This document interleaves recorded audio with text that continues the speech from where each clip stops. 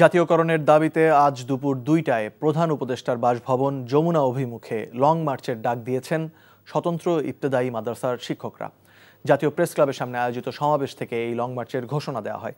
শিক্ষক নেতারা জানান, জাতীয়করণের দাবি না মেনে সরকার দেশের লাখ লাখ ইবতেদায়ী মাদ্রাসার শিক্ষকদের অবহেলা করছেন। আজকের মধ্যেই জাতীয়করণের ঘোষণা দিয়ে কর্মস্থলে ফিরে যাওয়ার সুযোগ করে দেওয়ার আহ্বান জানিয়েছেন তারা। তবে স্বতন্ত্র ইবতেদায়ী মাদ্রাসা পর্যায়ক্রমে জাতীয়করণে সরকারের ঘোষণা দ্রুত বাস্তবায়নের দাবিতে ২১তম দিনের মতো জাতীয় প্রেস ক্লাবের সামনে রোববার অবস্থান কর্মসূচি পালন করছেন শিক্ষকরা। আন্দোলনরত শিক্ষকরা জানান, আমলাতান্ত্রিক জটিলতা ও প্রতিহিংসার কারণে আন্দোলন অব্যাহত রাখতে বাধ্য হচ্ছেন তারা। বিভিন্ন অজুহাতে চাকরি জাতীয়করণের কাজ ঝুলিয়ে রাখা হয়েছে। সব ইবতেদায়ী মাদ্রাসা ধাপে ধাপে জাতীয়করণ ঘোষণার ৯ মাস পেরিয়ে গেলেও তা বাস্তবায়ন না হওয়ায় পুনরায় আন্দোলনে নামেন ইবতেদায়ী মাদ্রাসা শিক্ষকরা। জাতীয় প্রেস ক্লাব এলাকায় আছেন আমাদের স্টাফ করেসপন্ডেন্ট আবির আহমেদ। সরাসরি যাচ্ছি তার কাছে। আবির, শিক্ষকদের যমুনা অভিমুখে যাত্রা কি শুরু হয়েছে? কি বলছেন আন্দোলনকারী শিক্ষক নেতারা?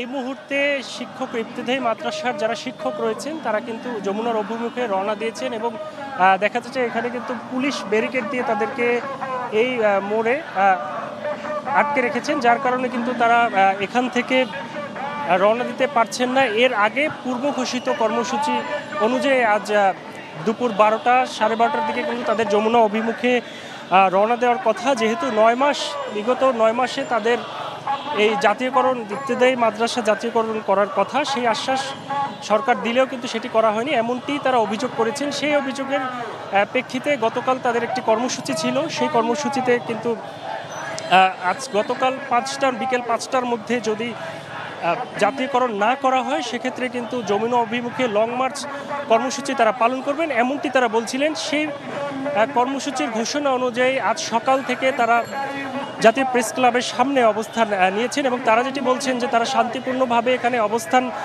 নিতে চান এবং যাতে কোনো অপ্রীতিকর ঘটনা না ঘটে এবং রাস্তায় যাতে কোনো ট্রাফিক বা সিগন্যাল বা জ্যাম না ঘটে সেদিক খেয়াল রেখেই তারা এখানে আন্দোলন কর্মসূচি পালন করবেন এবং সামনে যাতে পুলিশের সাথে যাতে কোনো এর আগেও যে সংঘর্ষ ঘটেছিল সেটিকে তারা তীব্র নিন্দা জানিয়েছেন এবং তাদের চিকিৎসার ব্যবস্থা করার জন্য কিন্তু সরকারের প্রতি আহ্বান জানিয়েছেন এবং এই মুহূর্তে কিন্তু তারা এখানে অবস্থান নিয়েছেন এবং পুলিশ কিন্তু তাদের বাধা দিয়েছে এবং মুখোমুখি অবস্থান দেখতে পাচ্ছি এখানে। এবং পুলিশ যেটি বলছে যে তারা যদি কোনো ধরনের অপ্রীতিকর কার্যকলাপ না করে পুলিশ কিন্তু কোনো অ্যাকশনে যাবেন না। এবং এদিকে ইবতেদায়ী মাদ্রাসার যারা শিক্ষক রয়েছেন তারা বলছেন যে তাদের যেহেতু দাবি আদায় হয়নি তাই তারা যমুনা অভিমুখে তারা লং মার্চ কর্মসূচি পালন করবেন এবং তাদের দাবি আদায় না হওয়া পর্যন্ত কিন্তু তারা তাদের এই আন্দোলন অব্যাহত রাখবেন। এবং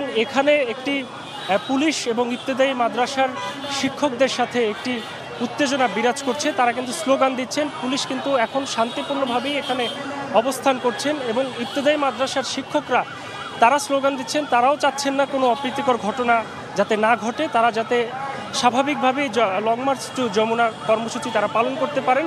এবং পুলিশ যেহেতু বাধা দিয়েছেন তারা স্লোগান দিচ্ছেন এবং সংঘর্ষ ঘটলেও ঘটতে পারে কোনো অপ্রীতিকর ঘটনা। তো এটি ছিল আমার কাছ থেকে এখান থেকে সর্বশেষ। দেখছিলাম ইবতেদায়ী মাদ্রাসার শিক্ষকদের অবস্থান কর্মসূচির খবর।